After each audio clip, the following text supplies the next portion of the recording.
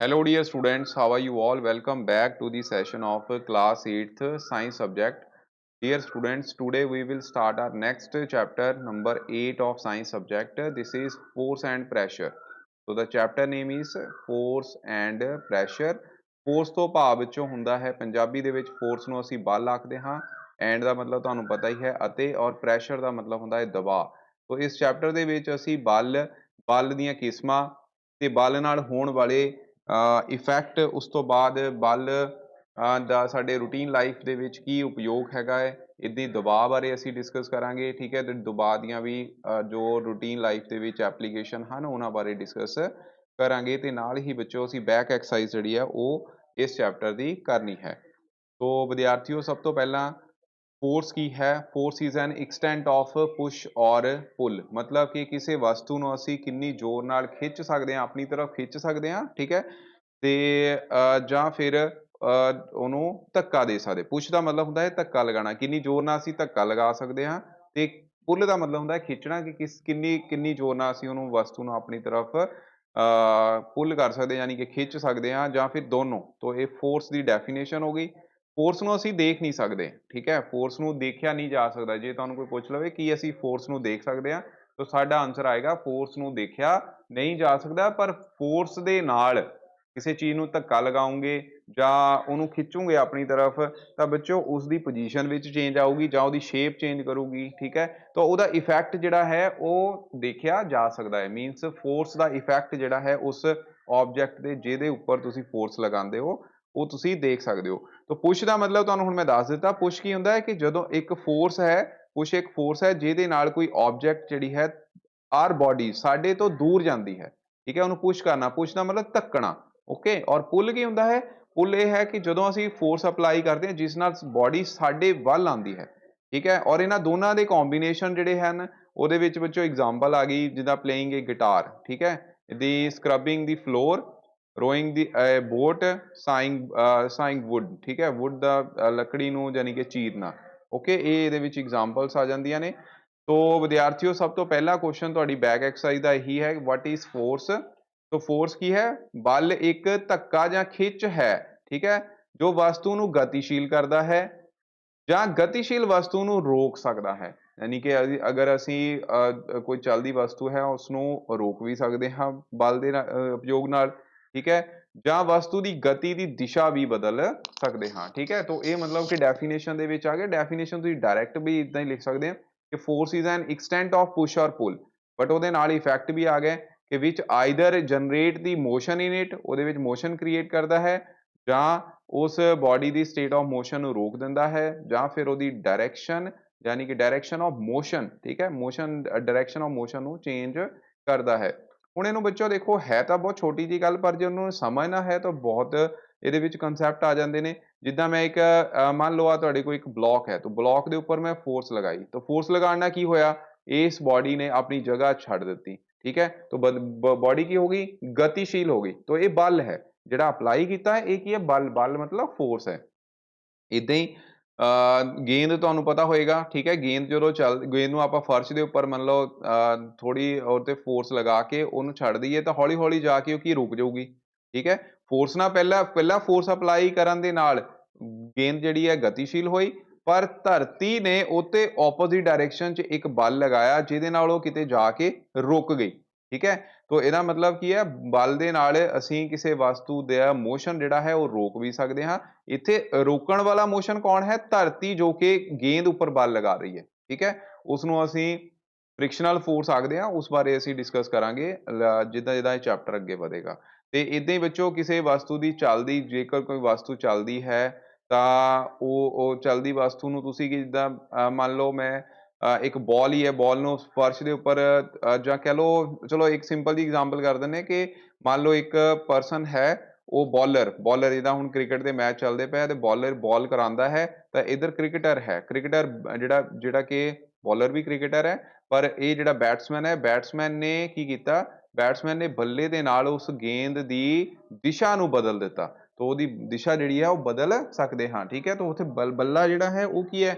ਬੱਲਾ ਕੀ ਕੰਮ ਕਰ ਰਿਹਾ ਹੈ? ਬੱਲਾ ਕੰਮ ਕਰ ਰਿਹਾ ਹੈ ਉਸਦੀ ਡਾਇਰੈਕਸ਼ਨ ਚੇਂਜ ਕਰਨ ਦਾ ਠੀਕ ਹੈ, ਡਾਇਰੈਕਸ਼ਨ ਆਫ ਮੋਸ਼ਨ। ਤਾਂ ਇਸ ਕਰਕੇ ਇੱਥੇ 3 ਪੁਆਇੰਟ ਆ ਗਏ ਕਿ ਵਸਤੂ ਜਿਹੜੀ ਹੈ ਗਤੀਸ਼ੀਲ ਜੋ ਵਸਤੂ ਨੂੰ ਗਤੀਸ਼ੀਲ ਕਰਦਾ ਹੈ, ਵਸਤੂ ਨੂੰ ਦੀ ਗਤੀਸ਼ੀਲ ਨੂੰ ਵਸਤੂ ਨੂੰ ਰੋਕ ਸਕਦਾ ਹੈ, ਯਾਨੀ ਕਿ ਉਹਦੀ ਗਤੀ ਨੂੰ ਰੋਕਦਾ ਹੈ, ਜਾਂ ਫਿਰ ਵਸਤੂ ਦੀ ਗਤੀ ਦੀ ਦਿਸ਼ਾ ਬਦਲ ਸਕਦਾ ਹੈ। ਠੀਕ ਹੈ, ਤਾਂ ਬਲ ਦੇ 3 ਪੁਆਇੰਟ ਆ ਗਏ। ਬਲ ਦੇ ਇਹ ਹੋ ਗਿਆ ਇਫੈਕਟ, ਠੀਕ ਹੈ, ਪਰ ਬਲ ਦੀ ਡੈਫੀਨੇਸ਼ਨ ਤੁਸੀਂ ਇਹੀ ਦੱਸਣੀ ਹੈ ਕਿ ਕਿਸੇ ਵਸਤੂ ਨੂੰ ਕਿੰਨੀ ਜ਼ੋਰ ਨਾਲ ਅਸੀਂ ਧੱਕਾ ਲਗਾ ਸਕਦੇ ਹਾਂ ਜਾਂ ਉਹਨੂੰ ਖਿੱਚ ਸਕਦੇ ਹਾਂ। ਠੀਕ ਹੈ, तो बल क्या है, बल क्या है यानी कि फोर्स की है, force is an extent of push और पुल।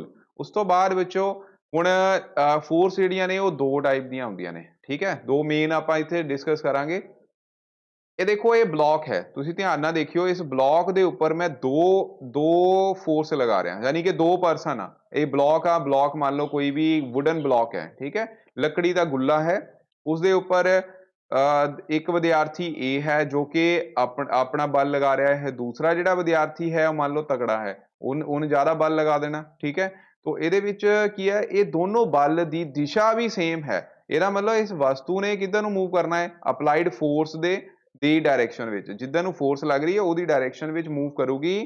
ਤੇ ਟੋਟਲ ਫੋਰਸ ਕਿੰਨੀ ਹੋ ਜਾਊਗੀ, ਟੋਟਲ ਫੋਰਸ ਹੋ ਜਾਏਗੀ ਇੱਥੇ F1 ਪਲੱਸ F2, ਦੋਨਾਂ ਦਾ ਕੀ ਹੋ ਜਾਊਗਾ, ਜੋੜ, ਕਿਉਂਕਿ ਦੋਨੋਂ ਫੋਰਸ ਇੱਕੋ ਹੀ ਦਿਸ਼ਾ ਦੇ ਵਿੱਚ ਲੱਗਦੀਆਂ ਪਈਆਂ ਨੇ। ਠੀਕ ਹੈ, ਤਾਂ ਇਹਨਾਂ ਨੂੰ ਕਹਿੰਦੇ ਨੇ ਆਪਾਂ ਅਨਬੈਲੈਂਸ ਫੋਰਸ।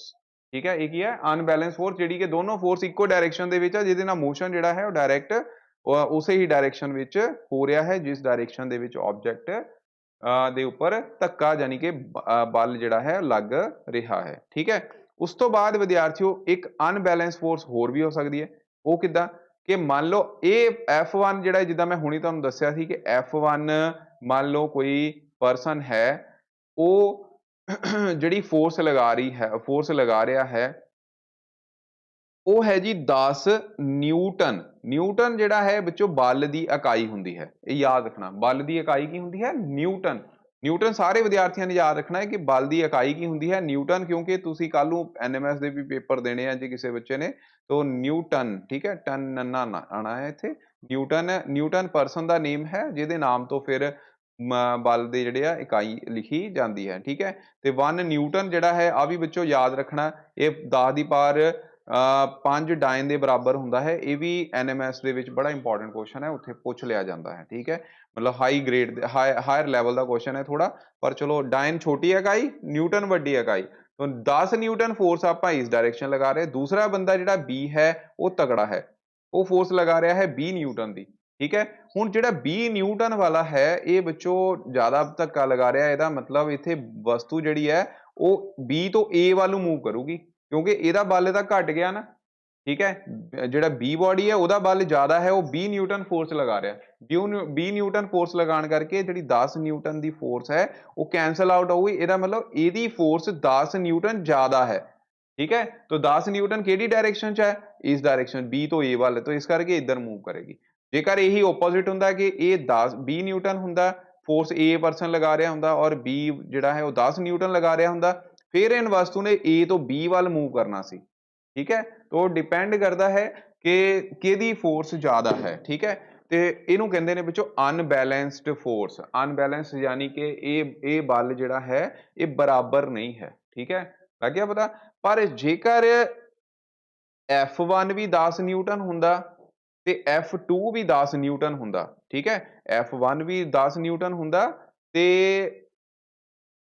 F1 ਜਿਹੜੀ ਫੋਰਸ ਹੈ ਉਹ ਵੀ 10 ਨਿਊਟਨ ਹੁੰਦੀ ਤੇ F2 ਵੀ 10 ਨਿਊਟਨ ਹੁੰਦੀ, ਔਰ ਇੱਥੇ ਫਿਰ ਡਾਇਰੈਕਸ਼ਨ ਵੀ ਆਪੋਜ਼ਿਟ ਹੁੰਦੀ। ਡਾਇਰੈਕਸ਼ਨ ਜਿੱਦਾਂ ਆਹ ਵਾਲੀ ਇਹੀ ਸਿਚੁਏਸ਼ਨ ਲੈਣੀ ਹੋਣਾ ਸੀ, F1 ਵੀ 10 ਨਿਊਟਨ ਹੈ, F2 ਵੀ 10 ਨਿਊਟਨ ਹੈ, ਤਾਂ ਉਹਦੇ ਨਾਲ ਕੀ ਹੋਣਾ ਬੱਚੋ, ਕਿਉਂਕਿ ਇਹਦੇ ਵਿੱਚ ਕੀ ਹੋਇਆ, ਦੋਨੋਂ ਡਾਇਰੈਕਸ਼ਨ ਤੋਂ ਇੱਕੋ ਜਿਹਾ ਬਲ ਲੱਗ ਰਿਹਾ ਹੈ। ਤੁਸੀਂ ਸੋਚੋ ਕਿ ਕੀ ਇਹ ਵਸਤੂ ਮੂਵ ਕਰੇਗੀ, ਬੱਚੋ ਨਹੀਂ ਕਰੂਗੀ। ठीक है, क्योंकि दोनों पासों की है सेम समान इकाई विच बल लग रहा, सेम मैग्नीट्यूड हो गया 10 न्यूटन ए है 10 न्यूटन ए, तो दोनों डायरेक्शन च F1 ते F2 की वैल्यू बराबर होने करके object will not move at all. ठीक है, जेकर आप ऑपोजिट डायरेक्शन च बल लगा रहे हैं सेम अमाउंट दे विच, इहनूं कहंदे ने बच्चों बैलेंस्ड फोर्स। की कहंदे आ, बैलेंस फोर्स। ठीक है, बैलेंस फोर्स की होर किहड़ी तुसीं एग्जांपल दे सकदे हो, जिद्दां मान लो आ टेबल है, टेबल के उपर मान लो किताब रखी हुई है, तो किताब थोड़ी हिल रही, ਇਹਦਾ ਮਤਲਬ ਕੀ ਹੋਇਆ, ਜਿੰਨੀ ਫੋਰਸ ਕਿਤਾਬ ਟੇਬਲ ਤੇ ਲਗਾ ਰਹੀ ਹੈ ਉਨੀ ਫੋਰਸ ਟੇਬਲ ਵੀ ਕਿਤਾਬ ਤੇ ਲਗਾ ਰਿਹਾ।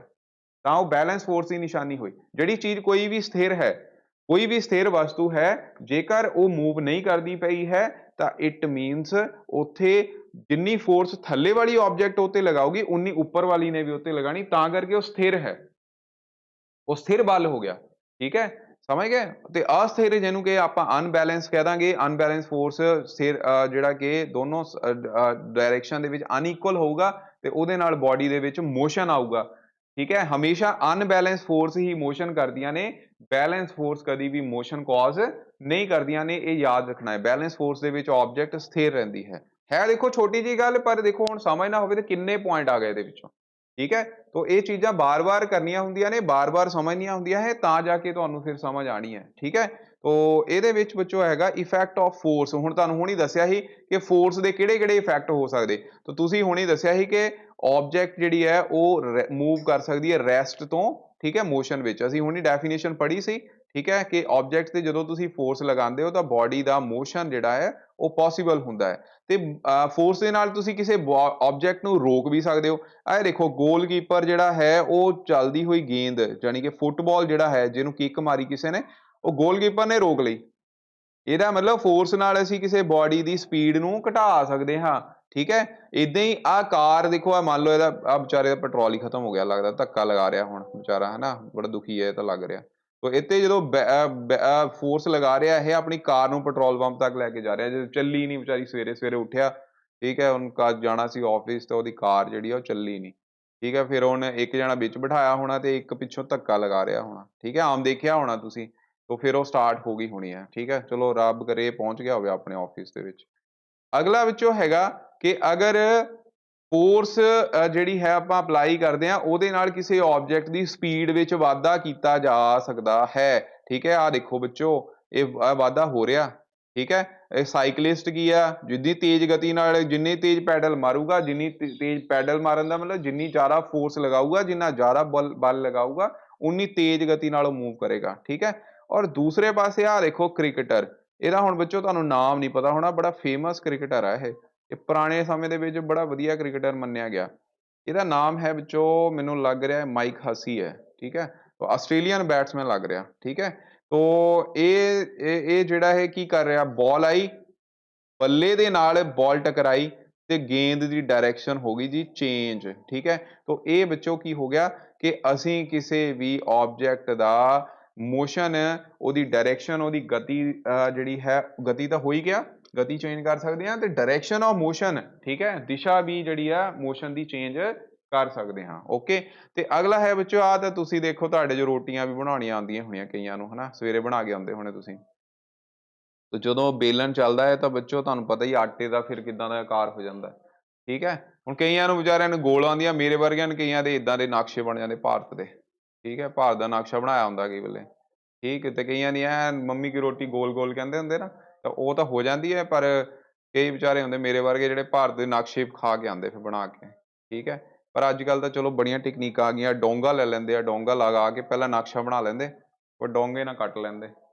ਠੀਕ ਹੈ, ਅਲੱਗ-ਅਲੱਗ ਤਰੀਕੇ ਆ ਗਏ। ਤੋ ਫੋਰਸ ਦੀਆਂ ਹੁਣ ਟਾਈਪ ਜਿਹੜੀਆਂ ਨੇ ਉਹ ਕਿਹੜੀਆਂ-ਕਿਹੜੀਆਂ ਨੇ, ਤੋ ਇਹਦੇ ਵਿੱਚ there are two main forces. ਹੁਣੀ ਦੱਸਿਆ ਇਹਦੀਆਂ ਦੋ ਟਾਈਪ ਜਿਹੜੀਆਂ ਨੇ, ਇਹ ਤੁਹਾਨੂੰ ਇਹ ਸਿਲੇਬਸ 'ਚ ਹਨ ਬੱਚੋ, ਕੰਟੈਕਟ ਫੋਰਸ ਤੇ ਨੋਨ ਕੰਟੈਕਟ ਫੋਰਸ। ਠੀਕ ਹੈ, ਨੋਨ ਕੰਟੈਕਟ ਫੋਰਸ ਲੱਗਾ ਪਤਾ। ਅੱਗੇ ਸ਼ਕਤੀਮਾਨ ਹੁੰਦਾ ਹੈ ਨਾ, ਸ਼ਕਤੀਮਾਨ, ਸ਼ਕਤੀਮਾਨ ਟੀਵੀ ਦਾ ਆਉਂਦਾ ਹੁੰਦਾ ਸੀ, ਉਹ ਆਪਣੀ ਸ਼ਕਤੀਆਂ ਨਾਲ ਕਿਸੇ ਚੀਜ਼ ਨੂੰ ਆਪਣੀ ਤਰਫ ਖਿੱਚ ਲੈਂਦਾ ਹੁੰਦਾ ਹੈ। ਠੀਕ ਹੈ, ਤਾਂ ਉਹਦਾ ਮਤਲਬ ਉਹਦੇ 'ਚ ਚੁੰਬਕ ਲੱਗੀ ਹੋਣੀ ਨਾ ਫਿਰ। ਠੀਕ ਹੈ, ਤੋ ਉਹ ਹੁਣ ਇਹ ਪੰਜਾਬੀ ਦੇ ਵਿੱਚ ਕੰਟੈਕਟ ਫੋਰਸ ਨੂੰ ਕੀ ਕਹਿੰਦੇ ਨੇ, ਕੰਟੈਕਟ ਦਾ ਮਤਲਬ ਹੁੰਦਾ ਹੈ ਸੰਪਰਕ। ਕੀ ਹੁੰਦਾ ਹੈ, ਸੰਪਰਕ। ਫੋਰਸ ਦਾ ਮਤਲਬ ਤੁਹਾਨੂੰ ਪਤਾ ਹੈ ਬਲ। ਠੀਕ ਹੈ, ਨੋਨ ਕੰਟੈਕਟ ਫੋਰਸ ਕਿਹੜੀ ਹੋਈ, ਅਸੰਪਰਕ ਬਲ। ਅਸੰਪਰਕ, ਜਿੱਥੇ ਸੰਪਰਕ ਨਹੀਂ ਹੋਇਆ। ਤੇ ਸੰਪਰਕ ਕਿੱਥੇ ਕਿੱਥੇ ਹੁੰਦਾ, ਫਿਰ ਦੇਖੋ ਤੁਹਾਨੂੰ ਹੁਣ ਇਹ ਤਾਂ ਤੁਸੀਂ ਆਮ ਪੜ੍ਹਿਆ ਹੀ ਹੋਣਾ, ਮਸਕੂਲਰ ਫੋਰਸ ਪੜ੍ਹੀ ਹੈ ਸਾਰਿਆਂ ਨੇ। ਮਸਕੂਲਰ ਫੋਰਸ ਕਿਹੜੀ ਹੁੰਦੀ ਹੈ, ਮਸਲ ਦੇ ਨਾਲ, ਜਿੱਦਾਂ ਮਤਲਬ ਰੋਲਰ ਹੈ, ਰੋਲਰ ਜਾਂ ਸਾਈਕਲਿਸਟ ਹੈ, ਸਾਈਕਲਿਸਟ ਕੀ ਕਰਦਾ ਪਿਆ, ਆ ਲੇਡੀ ਜਿਹੜੀ ਹੈ ਇਹ ਜੰਪਿੰਗ ਕਰ ਰਹੀ ਆ। ਠੀਕ ਹੈ, ਤੋ ਇਹ ਵੀ ਮਸਲ ਕੰਮ ਕਰਦੇ ਪਏ। ਇਹ ਹੁਣ ਇੱਕ ਮੈਨੂੰ ਲੱਗਦਾ ਘੋੜਾ ਦੇ ਇੱਕ ਖੋਤਾ ਜਿਹਾ ਲੱਗਦਾ ਪਿਆ, ਇਹ ਊਂਠ ਆ। ਠੀਕ ਹੈ, ਤੋ ਇਹਦੇ ਵਿੱਚ ਕੀ ਹੈਗਾ, ਇਹਦੇ ਵਿੱਚ ਵੀ ਕੀ ਹੈ ਜੀ, ਬਲ ਲੱਗ ਰਿਹਾ, ਇਹਨਾਂ ਦਾ ਪੇਸ਼ੀ ਬਲ ਲੱਗ ਰਿਹਾ। ਠੀਕ ਹੈ, ਉਹ ਮਸਕੂਲਰ ਫੋਰਸ ਦੇ ਨਾਲ ਅਸੀਂ ਵੇਰੀਅਸ ਐਕਟੀਵਿਟੀਜ਼ ਜਿਹੜੀਆਂ ਨੇ ਉਹ ਕਰ ਸਕਦੇ ਹਾਂ। ਠੀਕ ਹੈ, ਜਿਹਦੇ ਨਾਲ ਕਿਸੇ ਵੀ ਐਨੀਮਲ, ਠੀਕ ਹੈ, ਮਤਲਬ ਐਨੀਮਲ ਦੇ ਦੁਆਰਾ ਜਾਂ ਆਪਣੇ ਮਸਲਸ ਦੇ ਨਾਲ, ਠੀਕ ਹੈ, ਆਪਾਂ ਫੋਰਸਿਸ ਲਗਾ ਕੇ ਜਿਹਦੇ ਨਾਲ ਕੋਈ ਵੀ ਆਬਜੈਕਟ ਦਾ ਮੋਸ਼ਨ ਜਿਹੜਾ ਹੈ ਉਹਦੇ ਵਿੱਚ ਤਬਦੀਲੀ ਕੀਤੀ ਜਾ ਸਕਦੀ ਹੈ, ਤਾਂ ਉਹ ਹੁੰਦੀਆਂ ਨੇ ਕੰਟੈਕਟ ਫੋਰਸ। ਤਾਂ ਕੰਟੈਕਟ ਫੋਰਸ ਦੀ ਇੱਕ ਐਗਜ਼ਾਮਪਲ ਆ ਗਈ ਮਸਕੂਲਰ ਫੋਰਸ, ਜਿਹਨੂੰ ਪੰਜਾਬੀ ਚ ਆਖਦੇ ਹਨ ਬੱਚੋ ਪੇਸ਼ੀ ਬਲ। ਕੀ ਆਖਦੇ ਹਨ?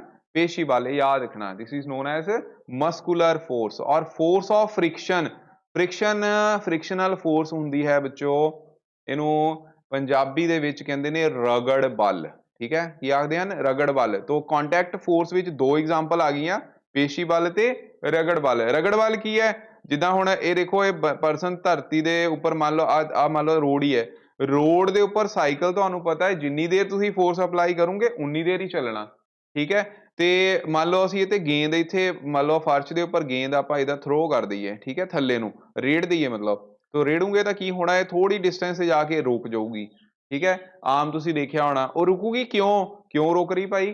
ਕਿਉਂ ਰੁਕ ਰਹੀ ਹੈ? ਇਹਦਾ ਰੀਜ਼ਨ ਇਹ ਹੈ ਕਿ ਜਿਹੜੀ ਸੜਕ ਹੈ, ਸੜਕ ਇਸ ਬਾਲ ਦੇ ਮੋਸ਼ਨ ਨੂੰ, ਜਿਹਨੂੰ ਆਪਾਂ ਗਤੀ ਕਹਿੰਦੇ ਆ, ਬਾਲ ਦੀ ਗਤੀ ਨੂੰ ਰੋਕ ਰਹੀ ਹੈ। ਠੀਕ ਹੈ, ਰੋਕ ਰਹੀ ਕਿੱਦਾਂ? ਇਹਦਾ ਮਤਲਬ ਉਹ ਆਪੋਜ਼ਿਟ ਡਾਇਰੈਕਸ਼ਨ ਦੇ ਵਿੱਚ ਬਲ ਲਗਾ ਰਹੀ ਹੈ। ਠੀਕ ਹੈ, ਜਿਹੜਾ ਬਲ ਅਸੀਂ ਲਗਾਇਆ ਸੀ ਜਿਹਦੇ ਨਾਲ ਆਬਜੈਕਟ ਨੂੰ ਕੀ ਹੈ ਸਾਡੇ ਤੋਂ ਦੂਰ ਜਾਣਾ ਸੀ, ਠੀਕ ਹੈ, ਤੇ ਉਹਦੇ ਨਾਲ ਜਾ ਵੀ ਰਹੀ ਪਰ ਜਾ ਕੇ ਕਿਤੇ ਰੁਕ ਗਈ। ਕਿਉਂ? ਕਿਉਂਕਿ ਥੱਲੇ ਵਾਲੇ ਫਰਸ਼ ਨੇ ਵੀ ਉੱਤੇ ਉਲਟ ਦਿਸ਼ਾ ਵਿੱਚ ਬਲ ਲਗਾਇਆ, ਜਿਸ ਨੂੰ ਅਸੀਂ ਕਹਿੰਦੇ ਹਾਂ ਰਗੜ ਬਲ। ਤੋਂ ਰਗੜ ਬਲ ਹਮੇਸ਼ਾ ਹੀ ਉਲਟ ਦਿਸ਼ਾ ਵਿੱਚ ਲੱਗਦਾ ਹੈ ਕਿਸੇ ਵੀ ਮੋਸ਼ਨ ਯਾਨੀ ਕਿ ਕਿਸੇ ਵੀ ਆਬਜੈਕਟ ਦੀ ਗਤੀ ਦੀ ਉਲਟ ਦਿਸ਼ਾ ਦੇ ਵਿੱਚ। ਠੀਕ ਹੈ, ਜੇ ਆਬਜੈਕਟ ਮੰਨ ਲਓ ਤੁਹਾਡੀ ਸਪੋਜ਼ ਕਰੋ ਵੈਸਟ ਤੋਂ ਈਸਟ ਵੱਲ ਜਾ ਰਹੀ ਹੈ, ਠੀਕ ਹੈ, ਤਾਂ ਰਗੜ ਬਲ ਜਿਹੜਾ ਹੈ ਈਸਟ ਤੋਂ ਵੈਸਟ ਵੱਲ ਲੱਗੇਗਾ, ਇਹ ਯਾਦ ਰੱਖਣਾ। ਠੀਕ ਹੈ, ਮਤਲਬ ਸਮਝ ਗਏ? ਪੱਛਮ ਤੋਂ ਪੂਰਬ ਵੱਲ ਅਗਰ ਕੋਈ ਆਬਜੈਕਟ ਜਾ ਰਹੀ ਹੈ ਤਾਂ ਰਗੜ ਬਲ ਕਿੱਧਰ ਲੱਗੇਗਾ? ਪੂਰਬ ਤੋਂ ਫਿਰ ਪੱਛਮ ਦੇ ਵੱਲ। ਠੀਕ ਹੈ, ਇਹ ਗੱਲ ਦਾ ਧਿਆਨ ਰੱਖਣਾ, ਉਲਟ ਦਿਸ਼ਾ ਵਿੱਚ ਲੱਗਦਾ ਹਮੇਸ਼ਾ ਰਗੜ ਬਲ। ਤੇ ਨੋਨ ਕੰਟੈਕਟ ਫੋਰਸ ਕਿਹੜੀਆਂ ਹੋ ਗਈਆਂ? ਹੁਣੀ ਤੁਹਾਨੂੰ ਦੱਸਿਆ ਸੀ ਸ਼ਕਤੀਆਂ, ਨਾ ਸ਼ਕਤੀਮਾਨ ਦੀਆਂ ਸ਼ਕਤੀਆਂ, ਉਹ ਖਿੱਚ ਲੈਂਦਾ ਸੀ ਆਪਣੇ ਆਪ ਨੂੰ, ਆਪਣੇ ਆਪ ਵੱਲ ਨੂੰ ਬੰਦੇ ਨੂੰ।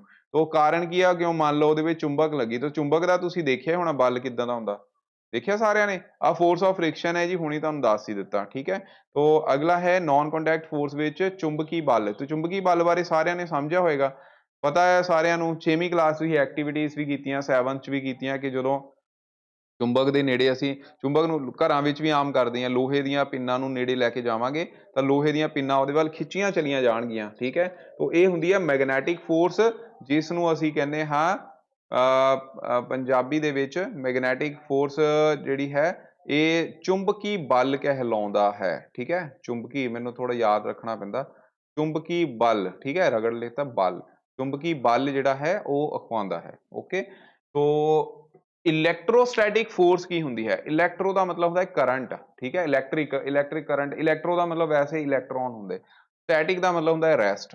ਠੀਕ ਹੈ, ਤੇ ਫੋਰਸ ਦਾ ਮਤਲਬ ਤੁਹਾਨੂੰ ਪਤਾ ਹੀ ਹੈ ਬਲ। ਤੋਂ ਇਹਨੂੰ ਬੱਚੋ ਆਪਾਂ ਇੰਗਲਿਸ਼ ਵਿੱਚ ਕਹਿੰਦੇ ਆ ਇੱਕ ਤਰ੍ਹਾਂ ਦਾ ਅਸੰਪਰਕ ਬਲ ਹੈ। ਇਹ ਹੋ ਗਿਆ ਜੀ ਜਿਹੜਾ ਸਟੈਟਿਕ ਦਾ ਮਤਲਬ ਰੈਸਟ ਹੋ ਗਿਆ ਨਾ, ਤਾਂ ਉਹਨੂੰ ਕਹਿੰਦੇ ਸਥਿਰ।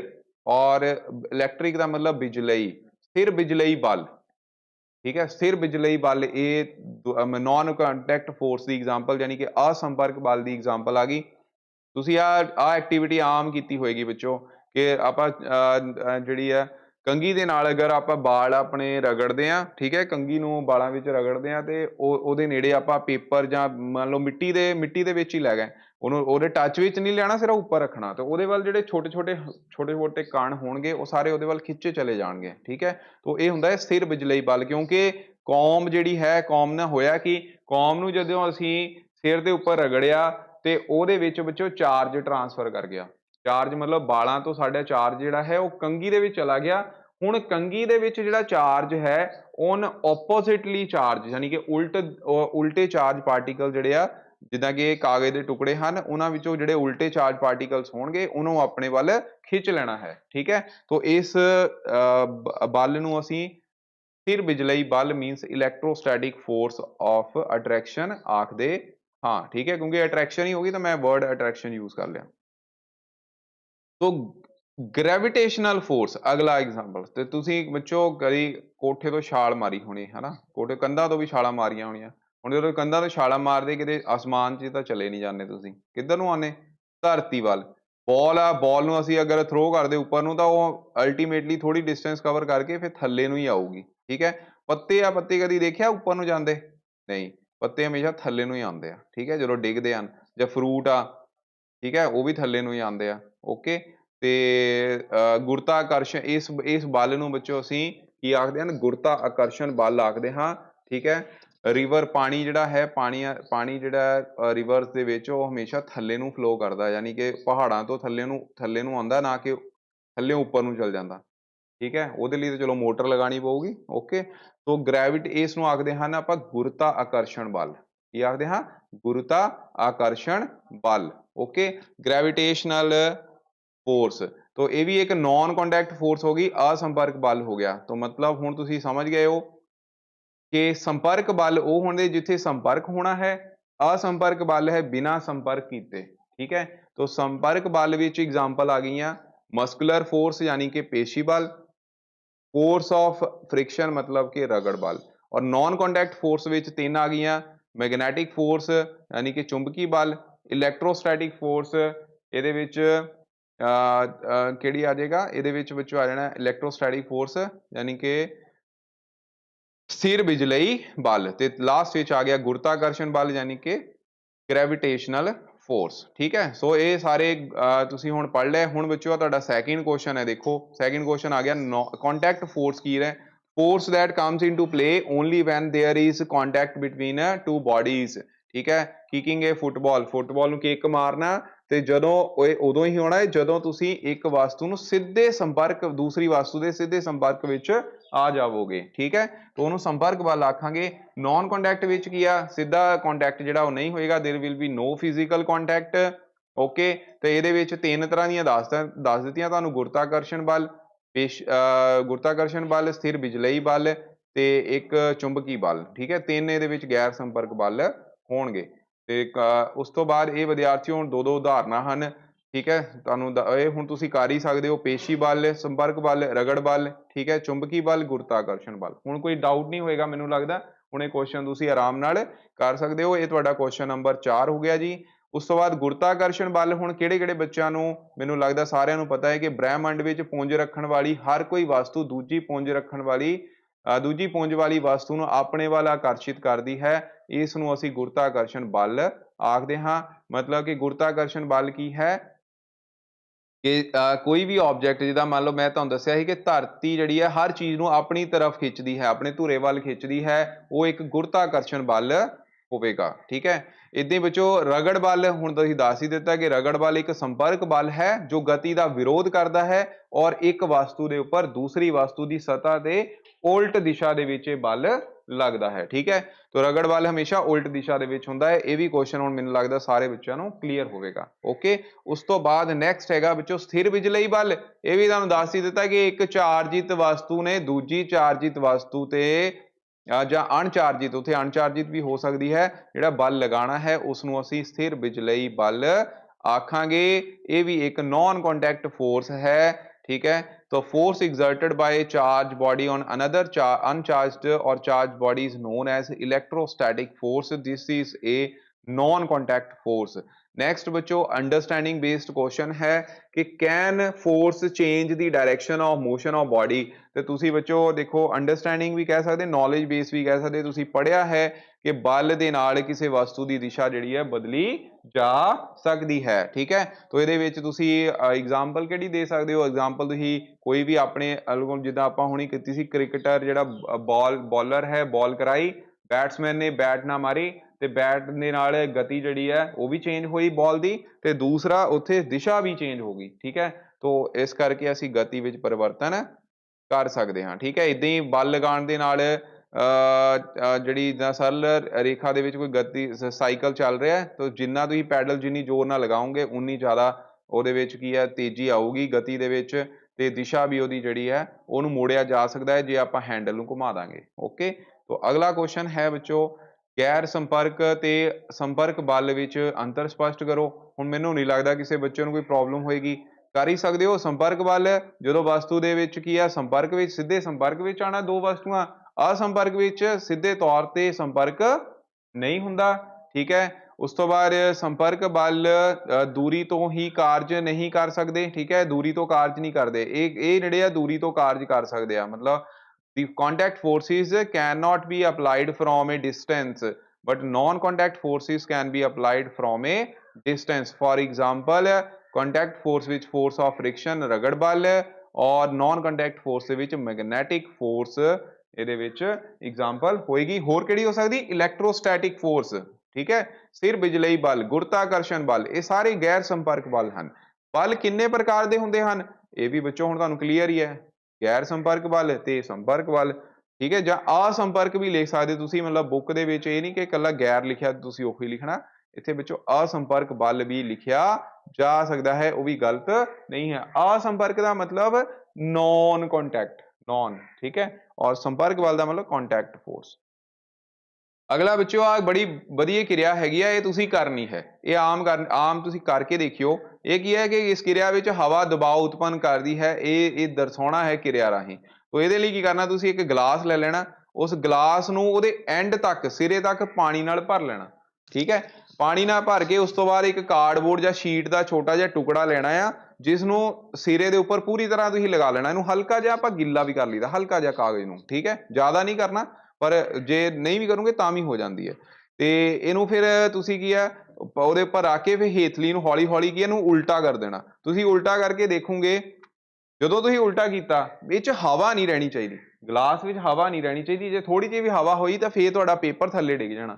ਪਰ ਜੇ ਤੁਸੀਂ ਹਵਾ ਬਿਲਕੁਲ ਨਹੀਂ ਹੈਗੀ, ਪੂਰਾ ਉੱਪਰ ਤੱਕ ਪਾਣੀ ਨਾਲ ਭਰਿਆ ਆ, ਉੱਪਰ ਪੇਪਰ ਵੀ ਆ ਸਮੂਥਲੀ ਲਗਾਤਾ, ਤੇ ਫਿਰ ਕੀ ਹੋਣਾ, ਫਿਰ ਜੇ ਤੁਸੀਂ ਗਲਾਸ ਨੂੰ ਉਲਟਾ ਕਰੋਗੇ ਵੀ ਤਾਂ ਉਹਦੇ ਵਿੱਚੋਂ ਪਾਣੀ ਵਿੱਚੋਂ ਬਾਹਰ ਨਹੀਂ ਆਉਣਾ, ਠੀਕ ਹੈ, ਨਾ ਹੀ ਉਹ ਕਾਗਜ਼ ਥੱਲੇ ਡਿੱਗਣਾ ਹੈਗਾ। ਇਹ ਆਪਾਂ ਕਰਾਂਗੇ ਪ੍ਰੈਕਟੀਕਲ, ਠੀਕ ਹੈ, ਹਲੇ ਤੁਹਾਨੂੰ ਕੁਐਸਚਨ ਕਰਾ ਰਿਹਾ, ਠੀਕ ਹੈ, ਤੋ ਪ੍ਰੈਕਟੀਕਲ ਅਸੀਂ ਆਪ ਕਰਾਂਗੇ ਤੇ ਤੁਸੀਂ ਵੀ ਕਰਕੇ ਦੇਖਣਾ ਹੈ।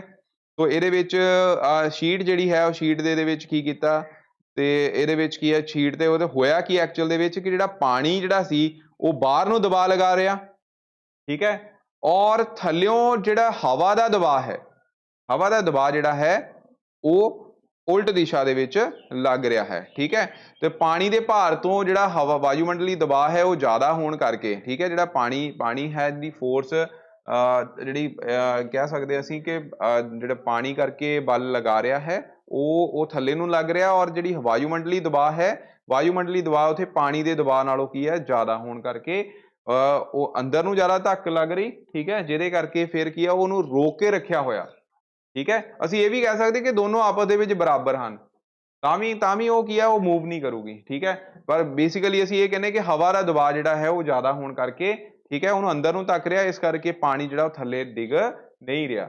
ਤੋ ਇਹ ਇੱਕ ਤਰ੍ਹਾਂ ਦੀ ਇਹਦੇ ਵਿੱਚ ਜਿਹੜੀ ਵਾਯੂਮੰਡਲੀ ਦਬਾਅ ਜਿਹੜਾ ਹੈ ਉਹ ਜ਼ਿਆਦਾ ਹੋਣ ਕਰਕੇ ਉਹਦੇ ਵਿੱਚ ਕਹਿ ਲਓ ਵੀ ਕਾਰਡਬੋਰਡ ਜਿਹੜਾ ਹੈ, ਸ਼ੀਟ ਜਿਹੜੀ ਹੈ ਉਹ ਡਿੱਗੂਗੀ ਨਹੀਂ, ਠੀਕ ਹੈ, ਇਸ ਕਰਕੇ ਅਸੀਂ ਕਹਿ ਸਕਦੇ ਹਾਂ ਕਿ ਹਵਾ ਜਿਹੜੀ ਹੈ ਉਹ ਦਬਾਅ ਉਤਪੰਨ ਕਰਦੀ ਹੈ। ਤੇ ਇਹਦੇ ਵਿਪਰੀਤ ਅਗਰ ਤੁਸੀਂ ਹਵਾ ਥੋੜਾ ਜਿਹਾ ਪਾਣੀ ਇਹ ਚੋਂ ਘੱਟ ਪਾਓਗੇ, ਥੋੜਾ ਜਿਹਾ ਪਾਣੀ ਘੱਟ ਪਾਓਗੇ, ਫਿਰ ਪੇਪਰ ਲਗਾ ਕੇ ਕਰੋਗੇ ਤਾਂ ਪੇਪਰ ਵਿਦਿਆਰਥੀਓ ਥੱਲੇ ਡਿੱਗ ਜੂਗਾ, ਪਾਣੀ ਵੀ ਥੱਲੇ ਡਿੱਗ ਜੂਗਾ, ਤੁਹਾਡੇ ਕੱਪੜੇ ਵੀ ਗਿੱਲੇ ਹੋਣਗੇ, ਥੱਲੇ ਪੈਰ ਉਹਦੇ ਥੱਲੇ ਰੱਖੇ ਤਾਂ ਪੈਰਾਂ ਦੇ ਬੂਟਾਂ ਦੇ ਵੀ ਪਾਣੀ ਜਿਹੜਾ ਉਹ ਪੈ ਜਾਊਗਾ, ਠੀਕ ਹੈ।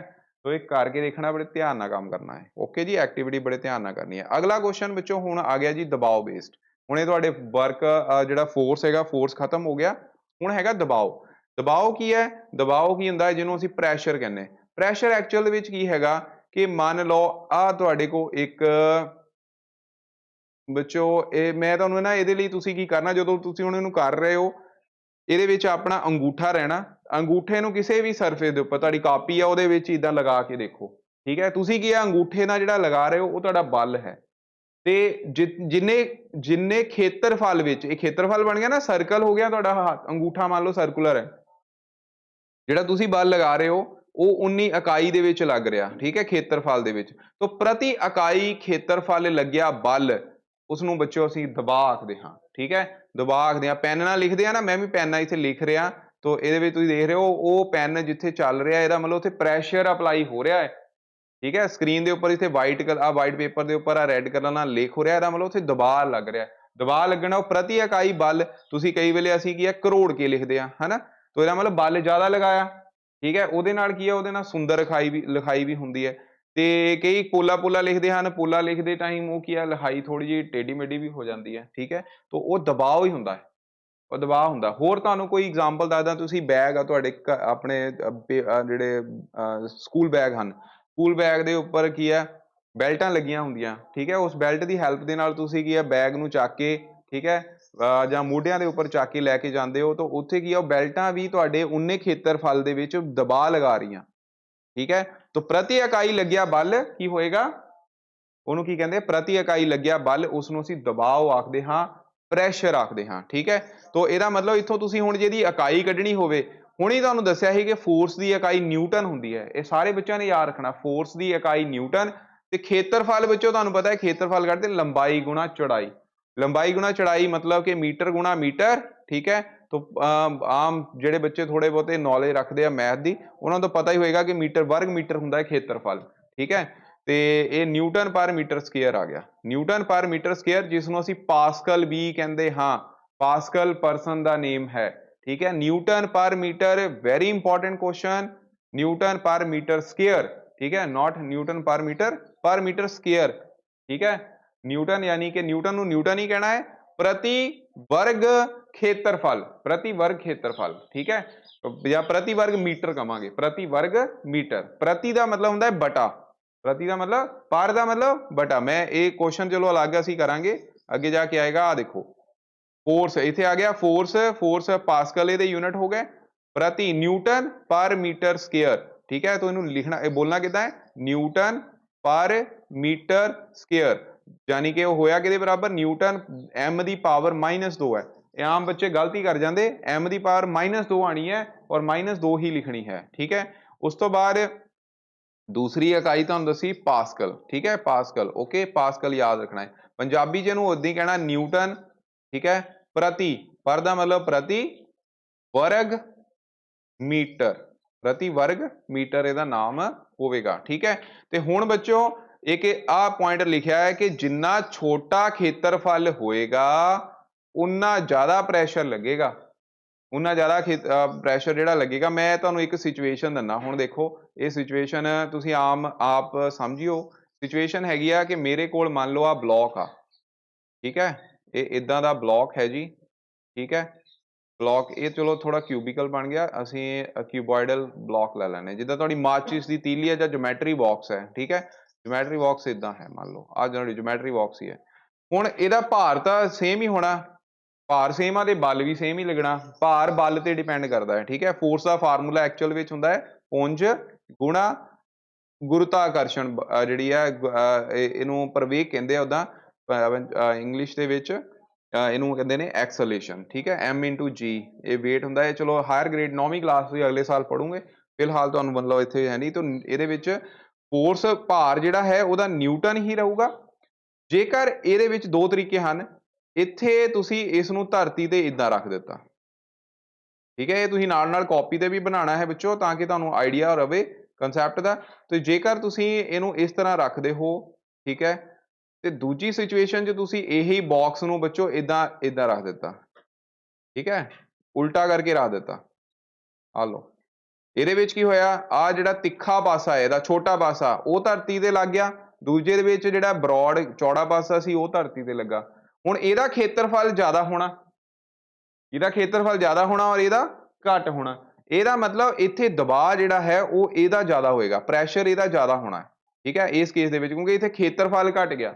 ਜਿੱਥੇ ਖੇਤਰਫਲ ਘੱਟ ਹੋਏਗਾ, ਆਬਜੈਕਟ ਦਾ weight ਅਗਰ ਸੇਮ ਹੈ ਤਾਂ ਫਿਰ ਪ੍ਰੈਸ਼ਰ ਉਹਦਾ ਜ਼ਿਆਦਾ ਹੋਏਗਾ ਜਿਸ ਦਾ ਖੇਤਰਫਲ ਘੱਟ ਹੈ, ਠੀਕ ਹੈ। ਪ੍ਰੈਸ਼ਰ ਉਹਦਾ ਘੱਟ ਹੋਊਗਾ ਜਿਹਦਾ ਖੇਤਰਫਲ ਜ਼ਿਆਦਾ ਹੈ। ਲੱਗਿਆ ਪਤਾ, ਏਰੀਆ ਤੇ ਡਿਪੈਂਡ ਕਰਦਾ। ਹੋਰ ਐਗਜ਼ਾਮਪਲ ਦੇਣਾ ਬਹੁਤ ਸੌਖੀ ਹੈ, ਤਾਂ ਚਲੋ ਥੋੜੀ ਜਿਹੀ ਹਾਈ ਲੈਵਲ ਦੀ ਹੋਗੀ। ਐਗਜ਼ਾਮਪਲ ਹੋਰ ਤੁਹਾਨੂੰ ਦੇ ਦਿੰਦੇ, ਨਾਈਫ, ਚਾਕੂ ਸਾਰਿਆਂ ਨੇ ਦੇਖਿਆ ਵੀ ਹੋਏਗਾ, ਵਰਤਿਆ ਵੀ ਹੋਏਗਾ, ਠੀਕ ਹੈ। ਚਾਕੂ ਦਾ ਅਗਲਾ ਹਿੱਸਾ ਵਿਦਿਆਰਥੀਓ ਕਿੱਦਾਂ ਦਾ ਹੁੰਦਾ ਹੈ, ਤਿੱਖਾ ਹੁੰਦਾ ਹੈ। ਜਦੋਂ ਅਸੀਂ ਸੇਬ ਕੱਟਣਾ ਹੈ ਸਿੱਧਾ ਆਪਾਂ ਪਹਿਲਾਂ ਇੱਥੋਂ ਨਹੀਂ ਕੱਟਦੇ, ਅਸੀਂ ਕਿਤੇ ਇਹ ਇੱਥੋਂ ਆਹ ਵਾਲੀ ਚੀਜ਼। ਹੁਣ ਵਾਟਰਮੈਲਨ ਅੱਜ ਕੱਲ੍ਹ ਆ ਰਿਹਾ, ਵਾਟਰਮੈਲਨ ਨੂੰ ਕੱਟਣ ਲਈ ਤੁਸੀਂ ਕਿਹੜਾ ਉਪਯੋਗ ਕਰਦੇ ਹੋ, ਆਹ ਵਾਲੇ ਹਿੱਸੇ ਦਾ ਉਪਯੋਗ ਕਰਦੇ ਹੋ। ਇਹ ਕਿਉਂਕਿ ਇੱਥੇ ਖੇਤਰਫਲ ਘੱਟ ਹੈ, ਖੇਤਰਫਲ ਘੱਟ ਹੋਣ ਕਰਕੇ ਜ਼ਿਆਦਾ ਦਬਾਅ ਲੱਗੂਗਾ, ਜ਼ਿਆਦਾ ਦਬਾਅ ਲੱਗੇਗਾ। ਤੇ ਇਹਦਾ ਮਤਲਬ ਕੀ ਹੋ ਗਿਆ, ਇਹਦਾ ਮਤਲਬ ਇਹ ਹੋ ਗਿਆ ਕਿ ਖੇਤਰਫਲ ਘੱਟ ਹੈ ਤੇ ਦਬਾਅ ਜ਼ਿਆਦਾ ਹੁੰਦਾ ਹੈ। ਖੇਤਰਫਲ ਜ਼ਿਆਦਾ ਹੈ, ਤੁਸੀਂ ਇੱਧਰੋਂ ਥੋੜੀ ਕੱਟ ਸਕਦੇ, ਜਿਹੜਾ ਖੁੰਡਾ ਪਾਸਾ ਤਿੱਖੇ ਪਾਸਿਓਂ ਹੀ ਕੱਟਦੇ ਹੋ, ਖੁੰਡੇ ਪਾਸੇ ਕੱਟ ਹੀ ਨਹੀਂ ਸਕਦੇ ਅਸੀਂ, ਠੀਕ ਹੈ, ਕੱਟਣਾ ਔਖਾ ਹੁੰਦਾ, ਕੱਟ ਸਕਦੇ ਆ ਖੁੰਡੇ ਪਾਸਿਓਂ ਤਾਂ ਕੱਟਣਾ ਔਖਾ ਹੁੰਦਾ ਹੈ, ਠੀਕ ਹੈ। ਲੱਕੜੀ ਵਾਲੇ ਵੀ ਜਿਹੜੇ ਚੀਰਨ ਦੇ ਉਹ ਉਹਨਾਂ ਕੋਲ ਆਰਾ ਹੁੰਦਾ ਹੈ, ਆਰੇ ਦੇ ਤਿੱਖੇ ਪਾਸਿਓਂ ਕੱਟਦੇ, ਨਾ ਕਿ ਖੁੰਡੇ ਪਾਸਿਓਂ। ਤਿੱਖੇ ਪਾਸੇ ਕੀ ਹੋਇਆ, ਖੇਤਰਫਲ ਘੱਟ ਦਬਾਅ ਜ਼ਿਆਦਾ, ਤਾਂ ਕਰਕੇ ਉਹ ਕੱਟਿਆ ਜਾਂਦਾ ਹੈ, ਠੀਕ ਹੈ। ਸਮਝ ਗਏ ਹੁਣ ਸਾਰੇ, ਓਕੇ ਜੀ। ਤੋ ਇਹ ਪੁਆਇੰਟ ਹੁਣ ਸਾਰਿਆਂ ਨੇ ਯਾਦ ਰੱਖਣਾ ਹੈ। ਤੋ ਦਬਾਅ ਦਾ ਵਿੱਚੋਂ ਤੁਹਾਨੂੰ ਹੁਣ ਪਤਾ ਲੱਗ ਗਿਆ। ਆਹ ਦੇਖੋ ਹੁਣ ਕੁਐਸਚਨ ਇਹੀ ਹੈ ਕਿ ਇੱਕ ਸੇਬ ਨੂੰ ਤਿੱਖੀ ਛੁਰੀ ਨਾਲ ਕੱਟਣਾ ਜ਼ਿਆਦਾ ਆਸਾਨ ਹੁੰਦਾ ਹੈ, ਕਿਵੇਂ? ਕਿਉਂਕਿ ਉੱਥੇ ਕੀ ਹੋਊਗਾ, ਖੇਤਰਫਲ ਘੱਟ ਹੋਏਗਾ, ਖੇਤਰਫਲ ਘੱਟ ਤੇ ਉਹਨੂੰ ਕੱਟਣਾ ਫਿਰ ਉਨਾ ਹੀ ਆਸਾਨ ਹੋਵੇਗਾ। ਤੇ ਕੱਟਣ ਤੇ ਚੀਰਨ ਵਾਲੇ ਯੰਤਰਾਂ ਦੀ ਧਾਰ ਤਿੱਖੀ ਕਿਉਂ ਹੁੰਦੀ ਹੈ? ਹੁਣ ਉਹੀ ਆ ਗਿਆ ਕਿ ਖੇਤਰਫਲ ਘੱਟ ਹੁੰਦਾ ਹੈ ਤੇ ਜ਼ਿਆਦਾ ਦਬਾਅ ਲੱਗਦਾ ਹੈ। ਹੋ ਗਿਆ ਕੁਐਸਚਨ ਇਹ ਵੀ। It is easier to cut an apple with a knife with sharp edge than a blunt one, ठीक है। 15th क्वेश्चन है ਇਹ क्वेश्चन ਜਿਹੜਾ ਹੈ ਇਹ ਹੈ what is atmosphere and atmospheric pressure। Question number 13 ਬੱਚੋ ਇੱਥੇ ਥੋੜਾ ਚੇਂਜ ਹੈ, तो ਇਹਨੂੰ ਵੀ ਚਲੋ ਆਪਾਂ ਕਰ ਲੈਨੇ। Atmosphere and atmospheric pressure. Atmosphere ਕੀ ਹੈ? ਵਾਯੂਮੰਡਲ, ਪੰਜਾਬੀ ਵਿੱਚ ਇਹਨੂੰ ਵਾਯੂਮੰਡਲ ਲਿਖਣਾ ਹੈ। ਵਾਯੂਮੰਡਲ ਕੀ ਹੁੰਦਾ ਹੈ? ਵਾਯੂਮੰਡਲ ਸਾਡੇ ਆਲੇ ਦੁਆਲੇ, ਧਰਤੀ ਦੇ ਆਲੇ ਦੁਆਲੇ ਜਿਹੜੀ ਥਿਕ ਲੇਅਰ ਹੈ ਹਵਾ ਦੀ, ਉਹਨੂੰ ਅਸੀਂ ਕੀ ਕਹਿੰਦੇ ਹਾਂ? ਮੋਟੀ ਪਰਤ। ਜਿਹੜੀ ਮੋਟੀ ਪਰਤ ਹੈ ਧਰਤੀ ਦੇ ਆਲੇ ਦੁਆਲੇ ਜਿੱਥੋਂ ਸਾਨੂੰ ਹਵਾ ਮਿਲਦੀ ਹੈ, ਉਹ ਬੱਚੋ ਵਾਯੂਮੰਡਲ ਹੁੰਦਾ ਹੈ, ਠੀਕ ਹੈ। ਔਰ ਵਾਯੂਮੰਡਲੀ ਦਬਾਅ ਕੀ ਹੁੰਦਾ ਹੈ? ਐਟਮੋਸਫੈਰਿਕ ਪ੍ਰੈਸ਼ਰ, ਜਿਹੜਾ ਉਸ ਹਵਾ ਦੇ ਕਰਕੇ ਧਰਤੀ ਦੇ ਆਲੇ ਦੁਆਲੇ ਜਿੰਨਾ ਦਬਾਅ ਲੱਗਦਾ ਹੈ ਉਸ ਨੂੰ ਬੱਚੋ ਅਸੀਂ ਵਾਯੂਮੰਡਲੀ ਦਬਾਅ ਆਖਦੇ ਹਾਂ। ਕਲੀਅਰ? ਵਾਯੂਮੰਡਲੀ ਦਬਾਅ ਕੀ ਹੋ ਗਿਆ? ਹਵਾ ਦੇ ਦੁਆਰਾ ਧਰਤੀ ਦੇ ਆਲੇ ਦੁਆਲੇ ਲਗਾਇਆ ਬਲ, ਜਿਹੜਾ ਬਲ ਹੈ, ਬਲ ਹੀ ਕਹਿ ਸਕਦੇ ਹੋ, ਉਹ ਉਹਦਾ ਕੀ ਹੋ ਗਿਆ? ਦਬਾਅ ਹੋ ਗਿਆ, ਠੀਕ ਹੈ। तो ਪ੍ਰੈਸ਼ਰ यानी कि ਪ੍ਰੈਸ਼ਰ exerted by, ठीक है, ਪ੍ਰੈਸ਼ਰ, ਪ੍ਰੈਸ਼ਰ ਤਾਂ ਹੈ ਹੀ ਨਾ, ਫੋਰਸ ਪਰ यूनिट एरिया। तो जो जिन्नी ज़्यादा प्रैशर, जिन्नी ज़्यादा फोर्स होएगी उतना ज़्यादा प्रेशर होएगा, ठीक है। तो ਇਹਦਾ मतलब pressure exerted by this air all around the earth is known as atmospheric pressure, ਉਹਨੂੰ ਵਾਯੂਮੰਡਲੀ ਦਬਾਅ ਆਖਦੇ ਹਾਂ। ਜਿਹੜਾ ਕਿ ਪੁਆਇੰਟ ਇੱਥੇ ਆਇਆ ਸੀ ਜਦੋਂ ਆ ਗਲਾਸ ਵਾਲੀ ਆਪਾਂ ਹੁਣੇ ਬੋਲੀ ਨਾ, ਤਾਂ ਵਾਯੂਮੰਡਲ, ਵਾਯੂਮੰਡਲੀ ਦਬਾਅ, ਵਾਯੂਮੰਡਲੀ ਹਵਾ ਕੀ ਲਗਾ ਰਹੀ? ਦਬਾਅ ਲਗਾ ਰਹੀ। ਅਸੀਂ ਬੈਠੇ ਜਦੋਂ ਹਵਾ ਚੱਲਦੀ ਹੁੰਦੀ ਹੈ ਨਾ, ਇੱਕ ਮਾੜਾ ਧੀੜਾ ਬੰਦਾ ਹੋਵੇ ਜਿਹਦਾ ਭਾਰ ਵਿਚਾਰੇ ਦਾ ਘੱਟ ਹੋਵੇ ਤਾਂ ਉਹਦਾ ਹਵਾ 'ਚ ਖੜਿਆ ਵੀ ਏਦਾਂ ਡੋਲਦਾ ਹੁੰਦਾ ਹੈ ਨਾ, ਇਹਦਾ ਮਤਲਬ ਹਵਾ ਜਿਹੜੀ ਉਹ ਸਾਡੇ ਤੇ ਦਬਾਅ ਲਗਾ ਰਹੀ। ਜਿਹੜਾ ਤਗੜਾ ਬੰਦਾ ਹੁੰਦਾ ਉਹਨੂੰ ਤਾਂ ਹਿਲਾਇਆ ਨਹੀਂ ਜਾ ਸਕਦਾ, ਠੀਕ ਹੈ। ਇੱਕ ਘਰ ਹੈਗਾ ਲੱਕੜ ਦਾ ਬਣਿਆ ਹੋਇਆ, ਜੇ ਕਾਨਿਆਂ ਦਾ ਬਣਿਆ ਹੋਇਆ ਮੰਨ ਲਓ, ਠੀਕ ਹੈ। ਤਾਂ ਕਾਨਿਆਂ ਦਾ ਘਰ ਜਿਹੜਾ ਉਹਦੇ ਹਵਾ ਤੇਜ਼ ਆਉਣ ਕਰਕੇ ਉਹ ਕੀ ਹੈ? ਟੁੱਟਣ ਦਾ ਡਰ ਹੈਗਾ, ਉੱਡਣ ਦਾ ਡਰ ਹੈ। ਟੈਂਟ ਲੱਗਾ ਹੁੰਦਾ, ਟੈਂਟ ਹਵਾ ਚੱਲਦੀ, ਟੈਂਟ ਕੀ ਹੁੰਦਾ? ਉੱਡ ਜਾਂਦਾ। ਇਹਦਾ ਮਤਲਬ ਦਬਾਅ ਉੱਥੇ ਪੈ ਰਿਹਾ। ਪਰ ਦਬਾਅ ਤਾਂ ਉੱਥੇ ਵੀ ਪੈਣਾ ਹੈ ਜਦੋਂ ਘਰ ਇੱਟਾਂ ਦਾ ਹੈ, ਪਰ ਇੱਟਾਂ ਨੇ ਉਸ ਦਬਾਅ ਨੂੰ ਝੱਲ ਲੈਣਾ ਹੈ, ਠੀਕ ਹੈ। ਇਸ ਕਰਕੇ ਉਹ ਫਿਰ ਡਿੱਗਦਾ ਨਹੀਂ, ਓਕੇ। ਸੋ ਅਗਲਾ ਬੱਚੋ ਆ ਬੜਾ ਇੰਪੋਰਟੈਂਟ ਕੁਐਸਚਨ ਹੈਗਾ, ਇਹ ਤੋਂ ਪਹਿਲਾਂ ਇੱਕ ਰਹਿ ਗਿਆ। ਅਸੀਂ ਕਿੱਲ ਨੂੰ ਕਿਸੇ ਸਤ੍ਹਾ ਦੇ ਤਿੱਖੇ ਸਿਰੇ ਤੋਂ ਠੋਕਣਾ ਜ਼ਿਆਦਾ ਸੌਖਾ ਹੁੰਦਾ ਹੈ। ਕਿੱਲ ਦੇਖੀ ਸਾਰਿਆਂ ਨੇ, ਜਿਹਨੂੰ ਅਸੀਂ ਕੀ ਕਹਿੰਦੇ ਆ ਇੱਥੇ ਟੂਲ ਤਾਂ ਚਲੋ ਨਹੀਂ, ਆਪਾਂ ਇੱਥੇ ਨੇਲ ਲਿਖ ਸਕਦੇ ਹਾਂ, ਠੀਕ ਹੈ। ਵਾਈ ਟੂਲ ਮੀਨਡ ਫॉर ਕਟਿੰਗ ਔਰ ਪਿਚਿੰਗ ਆਲਵੇਜ਼ ਸ਼ਾਰਪ। ਇਹ ਚਲੋ ਕੁਐਸਚਨ ਅਲੱਗ ਹੋ ਗਿਆ, ਠੀਕ ਹੈ। ਇਹ ਕੁਐਸਚਨ ਅਲੱਗ ਹੈ, ਇਹ ਕੁਐਸਚਨ ਅਲੱਗ ਹੈ। ਇਹਦੇ ਕੁਐਸਚਨ ਦੀ ਜਿਹੜੀ ਇੰਗਲਿਸ਼ ਹੈ ਵਰਜਨ ਥੋੜਾ ਅਲੱਗ ਹੋ ਜਾਣਾ ਹੈ। ਇੱਥੇ ਵਾਈ ਟੂਲ ਦਾ ਮਤਲਬ ਹੈ ਆਪਾਂ ਕਿਸੇ ਵੀ ਚੀਜ਼ ਨੂੰ ਕੱਟਣ। ਇਹ ਕੁਐਸਚਨ ਆਹ ਵਾਲਾ ਹੈ 14 ਵਾਲਾ, ਠੀਕ ਹੈ। 14 ਦਾ ਆਂਸਰ ਹੈਗਾ ਇਹ, 14 ਵਾਲਾ ਕੁਐਸਚਨ ਹੈ, 15 ਇੱਥੇ, ਠੀਕ ਹੈ, ਕਿਉਂਕਿ ਇੱਥੇ ਐਕਸਟਰਾ ਕੁਐਸਚਨ ਇਹ ਆ ਗਿਆ ਸੀ, ਓਕੇ। ਤੇ ਕਿੱਲ ਬੱਚੋ ਕੀ ਹੈ? ਤਾਂ ਇਹ ਤੁਹਾਨੂੰ ਪਤਾ ਲੱਗ ਹੀ ਗਿਆ, ਕੱਟਣ ਚੀਰਨ ਵਾਲੇ ਤਿੱਖੀ ਧਾਰ ਦੇ ਕਿਉਂ ਹੁੰਦੇ ਹਨ? ਕਿਉਂਕਿ ਘੱਟ ਖੇਤਰਫਲ ਕਰਕੇ ਉੱਚ ਦਬਾਅ ਲਗਾਉਣਗੇ, ਠੀਕ ਹੈ। ਤੇ ਦੂਜੇ ਪਾਸੇ ਕਿੱਲ ਹੈ, ਕਿੱਲ ਕਿੱਦਾਂ ਦੀ ਹੈ? ਕਿੱਲ ਬੱਚੋ ਇਹਦਾ ਤਿੱਖੀ ਹੋਏਗੀ, ਸਾਈਡ ਤੁਹਾਨੂੰ ਪਤਾ ਜਿਹੜਾ ਐਜ ਹੁੰਦਾ ਉਹਦਾ ਸ਼ਾਰਪ ਹੀ ਹੁੰਦਾ, ਸ਼ਾਰਪ ਇਸ ਕਰਕੇ ਬਣਾਇਆ ਹੁੰਦਾ ਤਾਂ ਕਿ ਈਜ਼ੀਲੀ ਨਾ, ਆਸਾਨੀ ਨਾਲ ਉਹ ਘੱਟ ਇਕਾਈ ਖੇਤਰਫਲ ਤੇ ਜਿਹੜਾ ਖੇਤਰਫਲ ਘੱਟ ਜਾਵੇ ਤੇ ਵੱਧ ਤੋਂ ਵੱਧ ਦਬਾਅ ਉੱਥੇ ਲੱਗੇ, ਠੀਕ ਹੈ, ਜਿਹਦੇ ਨਾਲ ਫਿਰ ਉਹਨੂੰ ਈਜ਼ੀਲੀ ਅਸੀਂ ਠੋਕ ਸਕੀਏ, ਓਕੇ। ਸੋ ਅਗਲਾ ਬੱਚੋ ਆ ਕੁਐਸਚਨ, ਇਹਦਾ ਹੁਣ ਆਂਸਰ ਇੱਥੇ ਹੈਗਾ why it is easier to push a nail in the wood with pointed end then head one, ਠੀਕ ਹੈ। ਹੈਡ ਕਿਹੜਾ ਹੁੰਦਾ? ਜਿਹੜੀ ਉਹਦੀ ਟੋਪੀ ਹੁੰਦੀ ਹੈ ਉੱਪਰ, ਕਿੱਲ ਦੀ ਟੋਪੀ ਹੁੰਦੀ ਹੈ, ਠੀਕ ਹੈ। ਤੋ ਇਧਰੋਂ ਆਪਾਂ ਥੋੜਾ ਮਾਰਦੇ ਹਾਂ, ਕਿੱਲ ਜਿਹੜੀ ਹੈ ਸਿੱਧੀ ਉਹ ਲੱਕੜ ਦੇ ਵਿੱਚ ਚਲੇ ਜਾਂਦੀ ਹੈ, ਠੀਕ ਹੈ। ਕਿਉਂਕਿ ਤਿੱਖੀ ਕਾਹਦੇ ਬਣਾਈ? ਤਾਂ ਕਿ ਘੱਟ ਖੇਤਰਫਲ ਹੋਵੇ, ਜ਼ਿਆਦਾ ਦਬਾਅ ਉੱਥੇ ਲੱਗੇ। ਕਲੀਅਰ? ਅਗਲਾ ਬੱਚੋ ਤਰਲਾਂ ਦਾ ਦਬਾਓ ਇਸ ਦੀ ਸਤ੍ਹਾ ਦੇ ਬਰਤਨ ਦੀ ਉਚਾਈ ਤੇ ਨਿਰਭਰ ਕਰਦਾ ਹੈ। ਇਹ ਬੱਚੋ ਐਕਟੀਵਿਟੀ ਹੈ, ਇਹਦੇ ਵਿੱਚ ਦੋ ਪਾਈਪਾਂ ਲੈ ਲੈਣੀਆਂ ਨੇ। ਇਹ ਪਾਈਪ ਦਾ ਸਮਾਨ ਤੁਸੀਂ ਆਪ ਖੁਦ ਇਕੱਠਾ ਕਰਨਾ ਹੈ, ਜਿਸ ਵਿੱਚ ਤੁਸੀਂ ਕਿ ਇੱਕ ਪਾਈਪ ਲਓਗੇ, ਪਾਈਪ ਦੇ ਇੱਥੇ ਗੁਬਾਰਾ ਲਗਾ ਦੂੰਗੇ, ਇਹਦੀ ਹਾਈਟ ਜਿਹੜੀ ਹੈ ਘੱਟ ਹੋਏਗੀ, ਇਹਦੀ ਹਾਈਟ ਜਿਹੜੀ ਆ, ਚਲੋ ਹਾਈਟ ਭਾਵੇਂ ਸੇਮ ਹੀ ਰੱਖੋ ਕਿਉਂਕਿ ਆਪਾਂ ਬਰਤਨ ਦੀ ਉਚਾਈ ਤੇ ਨਿਰਭਰ ਕਰਦਾ ਹੈ, ਠੀਕ ਹੈ। ਦਬਾਅ ਜਿਹੜਾ ਹੈ ਤਾਰਲਾਂ ਦੀ, ਬਰਤਨ ਦੇ ਵਿੱਚ ਆਪਾਂ ਪਹਿਲਾਂ ਘੱਟ ਪਾਣੀ ਪਾਉਣਾ ਇੱਥੇ, ਠੀਕ ਹੈ। ਘੱਟ ਪਾਣੀ ਪਾਉਂਗੇ ਤਾਂ ਜਿਹੜਾ ਗੁਬਾਰਾ ਹੈ ਉਹ ਘੱਟ ਫੁੱਲੇਗਾ, ਠੀਕ ਹੈ।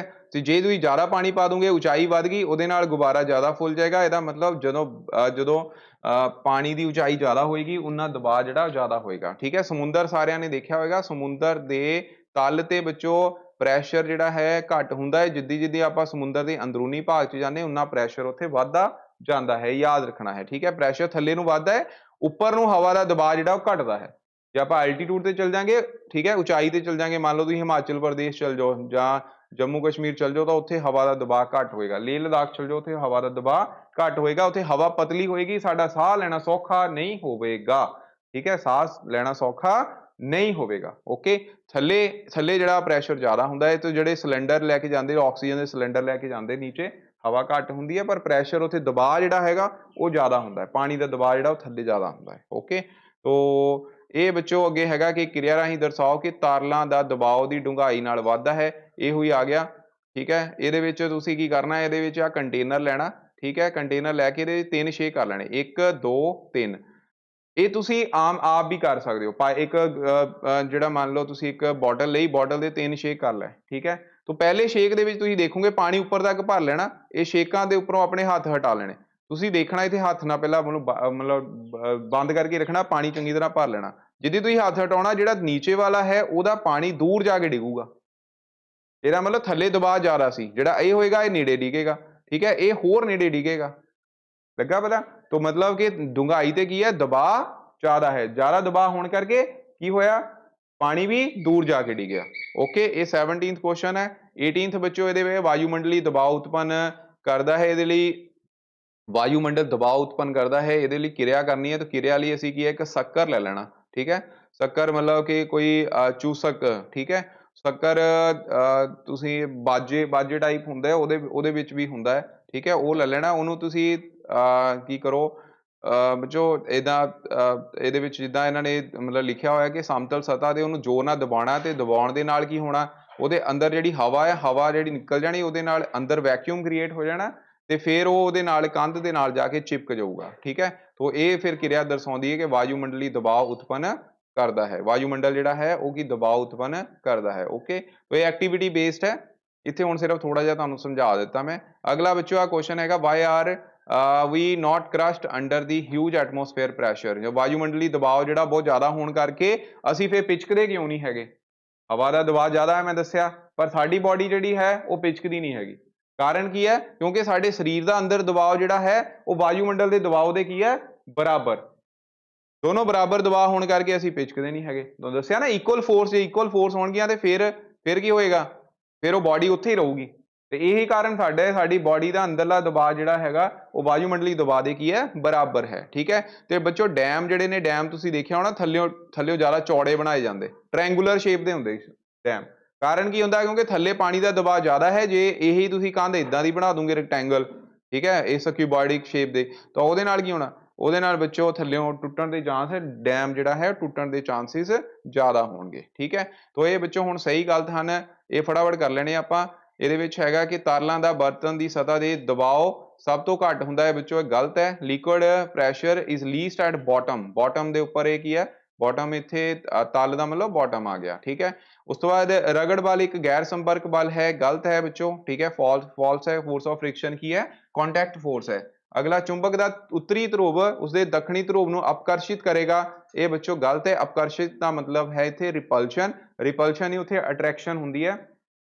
ਨਾਰਥ ਪੋਲ ਹਮੇਸ਼ਾ ਸਾਊਥ ਪੋਲ ਨੂੰ ਆਪਣੀ ਤਰਫ ਅਟਰੈਕਟ ਕਰਦਾ ਹੈ, ਸਾਊਥ ਨਾਰਥ ਨੂੰ ਅਟਰੈਕਟ ਕਰਦਾ ਹੈ, ਨਾਰਥ ਨੂੰ ਰਿਪੈਲ ਕਰੇਗਾ, ਠੀਕ ਹੈ। ਤੋ ਸੇਮ ਪੋਲ ਜਿਹੜੇ ਰਿਪੈਲ ਕਰਦੇ ਹਨ, ਓਕੇ। 6ਵੀਂ ਕਲਾਸ 'ਚ ਤੁਹਾਨੂੰ ਐਕਟੀਵਿਟੀ ਸੀ। ਗੁਰਤਾ ਬਲ ਇੱਕ ਸੰਪਰਕ ਬਲ ਹੈ ਬੱਚੇ, ਗੁਰਤਾ ਬਲ ਜਿਹੜਾ ਹੈ ਉਹ ਨॉन ਕੰਟੈਕਟ ਫੋਰਸ ਹੈ, ਕੰਟੈਕਟ ਫੋਰਸ ਨਹੀਂ ਹੈ, ਠੀਕ ਹੈ। ਇਹ ਕਿਸੇ ਬਲ ਕਿਸੇ ਵਸਤੂ ਦੀ ਗਤੀ ਦੀ ਅਵਸਥਾ ਵਿੱਚ ਪਰਿਵਰਤਨ ਕਰਦਾ ਹੈ, ਬਿਲਕੁਲ ਸਹੀ ਹੈ, ਠੀਕ ਹੈ, ਅਸੀਂ ਪੜ੍ਹਿਆ ਸੀ। ਤੇ ਉਸ ਤੋਂ ਬਾਅਦ ਵਿੱਚੋਂ ਖਾਲੀ ਥਾਵਾਂ ਹੈ। ਪ੍ਰਤੀ ਇਕਾਈ ਡੈਸ਼ ਖੇਤਰਫਲ ਵਿੱਚ ਲੱਗ ਰਹੇ ਬਲ ਨੂੰ ਅਸੀਂ ਕੀ ਕਹਿੰਦੇ ਆ, ਦਬਾਅ ਆਖਦੇ ਹਾਂ। Force is a force per unit area is known as pressure. ਗੁਰਤਾਕਰਸ਼ਣ ਬਲ ਇੱਕ ਗੈਰ ਸੰਪਰਕ ਬਲ ਹੈ। South gravitational force is a non contact force, यानी कि डैश ਵਿੱਚ ਤੁਸੀਂ नॉन ਕੰਟੈਕਟ ਲਿਖ ਦੇਣਾ ਹੈ। ਚੁੰਬਕ ਦਾ ਦੱਖਣੀ ਸਿਰਾ ਉੱਤਰੀ ਸਿਰੇ ਨੂੰ ਕੀ ਕਰੇਗਾ, ਆਕਰਸ਼ਿਤ ਕਰੇਗਾ। ਨਾਰਥ ਪੋਲ ਸਾਊਥ ਪੋਲ ਨੂੰ ਕੀ ਕਰੇਗਾ, ਅਟਰੈਕਟ ਕਰੂਗਾ, ਜਾਂ ਸਾਊਥ ਨਾਰਥ ਨੂੰ ਕੀ ਕਰੂਗਾ, ਅਟਰੈਕਟ। ਠੀਕ ਹੈ, ਇੱਥੇ ਦੱਖਣੀ ਪਹਿਲਾਂ ਲਿਖਿਆ ਹੋਇਆ। ਖੂਨ ਤੋਂ ਪਾਣੀ ਕੱਢਣ ਲਈ ਖੂਹ ਤੋਂ ਪਾਣੀ ਕੱਢਣ ਲਈ ਸਾਨੂੰ ਰੱਸੀ ਤੇ ਕੀ ਲਗਾਉਣਾ ਪੈਂਦਾ, ਉਹਨੂੰ ਖਿੱਚਣਾ ਪੈਂਦਾ ਹੈ, ਉੱਤੇ ਬਲ ਲਗਾਉਣਾ ਪਊਗਾ, ਯਾਨੀ ਕਿ ਪੁਸ਼ ਕਰਨਾ ਪਊਗਾ। ਠੀਕ ਹੈ, ਆਪਾਂ ਖਿੱਚਦੇ ਹਾਂ ਉਹਨੂੰ। ਓਕੇ, ਅੱਗੇ ਕਿਸੇ ਇੱਕ ਚਾਰਜਿਤ ਵਸਤੂ ਅਨਚਾਰਜਿਤ ਵਸਤੂ ਨੂੰ ਆਕਰਸ਼ਿਤ ਕਰਦੀ ਹੈ। ਚਾਰਜ ਬੋਡੀ ਅਟਰੈਕਟ ਐਨ ਅਨਚਾਰਜਡ ਬੋਡੀ। ਠੀਕ ਹੈ, ਇਸ ਤੋਂ ਬਾਅਦ ਵਿੱਚੋਂ ਲਾਸਟ ਜਿਹੜੇ ਮਿਲਾਨ ਨੇ। ਠੀਕ ਹੈ, ਦਬਾਓ ਮਤਲਬ ਕਿ ਬਲ ਬਟਾ ਖੇਤਰਫਲ, ਫੋਰਸ ਅਪॉन ਏਰੀਆ। ਗੁਰਤਾਕਰਸ਼ਣ ਬਲ ਗੈਰ ਸੰਪਰਕ ਬਲ, ਨॉन ਕੰਟੈਕਟ ਫੋਰਸ। ਠੀਕ ਹੈ, ਵਾਯੂਮੰਡਲੀ ਦਬਾਅ ਕੀ ਹੈ, ਇਹ ਬੱਚੋ ਵਾਯੂਮੰਡਲੀ ਦਬਾਅ ਜਿਹੜਾ ਹੈ ਇਹ ਡਰਾਪਰ ਦੀ ਇੱਥੇ ਵਰਤੋਂ ਆਪਾਂ ਕਰ ਸਕਦੇ। ਡਰਾਪਰ ਬੜੀ ਵਧੀਆ ਐਗਜ਼ਾਮਪਲ ਹੈ, ਜਿਹੜਾ ਇੱਕ ਤੁਹਾਨੂੰ ਆਇਆ ਸੀ ਕਿ ਵਾਯੂਮੰਡਲ ਦਬਾਅ ਪਾਉਂਦਾ, ਇੱਥੇ ਡਰਾਪਰ ਵੀ ਦੀ ਐਗਜ਼ਾਮਪਲ ਲੈ ਕੇ ਵੀ ਤੁਸੀਂ ਕਰ ਸਕਦੇ ਹੋ। ਜਿੱਥੇ ਮੈਂ ਤੁਹਾਨੂੰ ਦੱਸਿਆ ਨਾ ਕਿ ਆਹ ਪਲਾਸਟਿਕ ਦਾ ਸ਼ੱਕਰ ਲੈਣਾ ਹੈ, ਠੀਕ ਹੈ, ਇਹ ਵਾਲਾ, ਇਹਦੀ ਜਗ੍ਹਾ ਤੁਸੀਂ ਡਰਾਪਰ ਦੀ ਐਗਜ਼ਾਮਪਲ ਲੈ ਕੇ ਵੀ ਕਰ ਸਕਦੇ ਹੋ, ਪਰ ਡਰਾਪਰ ਜਿਹੜਾ ਉਹ ਚਿਪਕੇਗਾ ਨਹੀਂ, ਸ਼ੱਕਰ ਚਿਪਕ ਜਾਂਦਾ ਹੈ। ਓਕੇ, ਤੇ ਉਸ ਤੋਂ ਬਾਅਦ ਵਿੱਚੋਂ ਬਲ ਕੀ ਹੈ, ਖਿੱਚ ਜਾਂ ਧੱਕਾ ਹੈ। ਰਗੜ ਬਲ ਇੱਕ ਵਸਤੂ ਦੀ ਗਤੀ ਨੂੰ ਰੋਕਦਾ ਹੈ, ਉਲਟ ਦਿਸ਼ਾ ਵਿੱਚ ਲੱਗਦਾ ਹੈ। ਤਾਂ ਇਹ ਤੁਹਾਡੀ ਬੈਕ ਐਕਸਰਸਾਈਜ਼ ਵਿੱਚੋਂ ਕਵਰ ਹੋ ਗਈ, ਨਾਲ ਪੂਰਾ ਚੈਪਟਰ ਵੀ ਕਵਰ ਹੋ ਗਿਆ। ਸਾਰਾ ਅਸੀਂ ਕਵਰ ਕਰ ਲਿਆ, ਇਹਨੂੰ ਬਾਰ-ਬਾਰ ਰਿਵਾਈਜ਼ ਕਰੋ, ਸਾਰਾ ਦੁਬਾਰਾ ਰਿਵਾਈਜ਼ ਕਰਕੇ ਜੋ ਇੰਪੋਰਟੈਂਟ ਪੁਆਇੰਟ ਹਨ ਉਹਨੂੰ ਨੋਟ ਕਰੋ, ਤੇ ਇਹ ਯਾਦ ਰੱਖਣਾ ਹੈ। ਹੁਣ ਸਾਰਾ ਚੈਪਟਰ ਤੁਹਾਨੂੰ ਸਾਰੇ ਬੱਚਿਆਂ ਨੂੰ ਆਉਣਾ ਚਾਹੀਦਾ ਹੈ। Thank you very much.